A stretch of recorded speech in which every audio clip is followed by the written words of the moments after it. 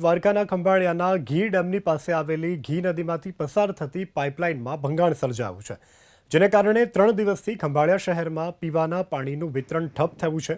ઘી ડેમ પાસેથી નદીમાંથી પસાર થતી પીવાના પાણીની પાઇપલાઇન તૂટી જવાથી ખંભાળિયામાં 3 દિવસથી લોકોને પીવાનું પાણી વિતરિત નથી થઈ શક્યું. ખંભાળિયા પંથકમાં છેલ્લા 4 દિવસમાં 35 ઇંચથી વધુ વરસાદ ખાબકી ચૂક્યો છે. પાણીની લાઇન તૂટી જતા પાલિકા તરફથી વહેલામાં વહેલી તકે પાણી પુરવઠો કાર્યરત થાય તે દિશામાં પ્રયત્નો હાથ ધરવામાં આવ્યા છે. તો હાલ ખંભાળિયા શહેરમાં જે પીવાના પાણીની સમસ્યા સર્જાઈ રહી છે તેને કારણે નાગરિકો પણ ત્રસ્ત છે. જો કે 35 ઇંચ પડેલા વરસાદને કારણે પીવાના પાણીની પાઇપલાઇનો કે જેમાં ભંગાણ સર્જાયું છે, આ ભંગાણ સર્જાવાને કારણે લોકોને પીવાનું પાણી હાલ નથી મળી રહ્યું, પરંતુ વહેલીમાં વહેલી તકે લોકોને પીવાનું પાણી મળે તે દિશામાં પાલિકા તંત્ર કાર્યવાહી કરી રહી છે.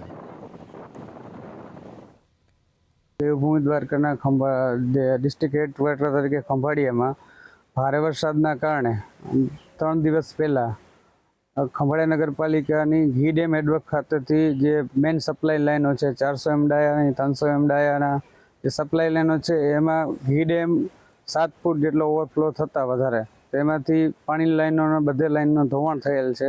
હાલમાં ખંભાળિયા નગરપાલિકા દ્વારા તાત્કાલિક અસરથી યુદ્ધના ધોરણે કામગીરી ચાલુ કરેલ છે.